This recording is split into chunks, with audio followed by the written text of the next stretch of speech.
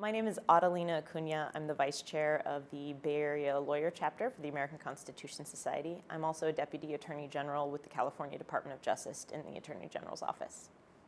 I was aware of it because I've been a paralegal at Leaf Cabraser before law school, and they're obviously big supporters. We hosted a lot of events, but I didn't actually get involved until one other year. Being familiar with it, I had intended to join when I got to law school and was swept up very quickly. We have a strong chapter at Stanford Law School and some excellent predecessor leadership. I moved up through the leadership fairly quickly. I always had a focus on outreach, on membership expansion, on social events and networking, that sort of thing. So I focused on planning events that brought students into contact with lawyers. The Bay Area is such a rich legal world from all angles. I mean, public interest, NGO practice, government practice. A lot of big firms have offices there, so I mean, it's a really rich environment for role models, for mentors. And I also really wanted, Stanford Law School is a very diverse place, very diverse faculty in terms of their political backgrounds, their perspectives, but pedagogically it does tend to have a fairly law and economics focus, and that was a little frustrating to me as someone who really cares about commercial, corporate law, business law, but comes from a much more liberal background, and ACS really gave me an opportunity to kind of introduce new ideas in the conversation that we didn't get as students in the classroom. So, you know, historically, I went to law school right on the heels of the financial crisis, which actually presented a really rich opportunity. We did an entire year of programming focused on financial fraud, on economic justice, on consumer protection issues, and got to really expand the conversation.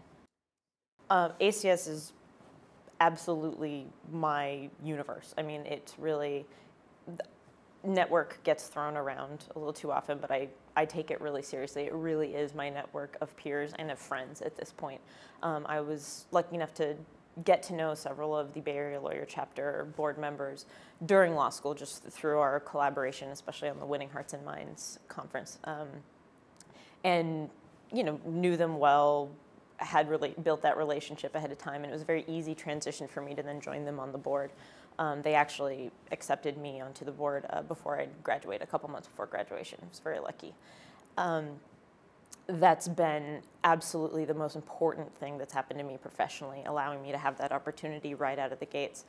The thing about the first few years of practice that I think probably every young lawyer experiences, but is a little bit of a shock, is how much your world narrows, how small it gets when you first start working. You're so accustomed to being around people who are interested in every area of the law, who, from all kinds of practices, from all kinds of backgrounds in law school, and then suddenly you're really only around people who do what you do, or work in the same office, or work in the same subject areas.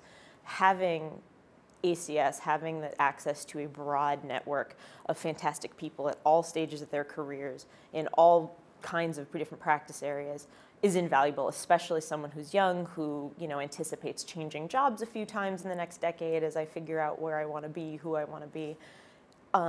It's incredibly powerful to know that I know someone in every office in San Francisco. I've got a friend, I've got a peer, someone I've met at a happy hour, someone I've talked to at a mixer or at a speaking event.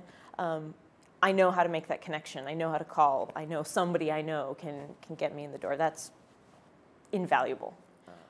It's been a crazy couple of years in the Bay Area. I mean, our chapter is just blown up. It's getting so big so fast. I mean, I don't want to say overwhelmed. We're handling it. It's a happy problem to have. But I think we've done an incredible job of forging relationships with other more issue-focused groups. And that's always been part of the strategy and part of our function, but we've really gotten the hang of it and really learned to leverage it, not just make those initial contacts, but really use them to bring people into the fold, to increase membership, not just brand recognition or name recognition. I think a big change for us was really centered around our gala. You know, we've only been doing a fundraiser gala for, I don't know exactly how long, don't quote me, I think maybe 5-6 years. And just in the last 2 years switched from focusing on maybe a big speaker or a particular name and rather choosing a thematic issue to focus the event around. And that has been incredibly powerful in reaching new people who have never heard of the American Constitution Society, and has really gotten people's attention and allowed us to reach even non-lawyers. We last year did an event centered around marriage equality, and used our awards to recognize lawyers and nonprofits that have played a really big role in that fight. And they, of course, tell their friends, they invite their members, word gets out. This year, we broke all of our records again, crossing the 50,000 mark in fundraising. We had almost 300 attendees on an issue surrounded, or our issue was mass incarceration and prison pipeline issues.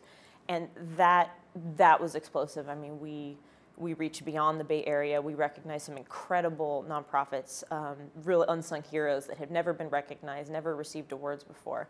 And just, it's been so powerful in bringing people in the door and getting the word out and really helping people understand what an umbrella organization ACS is.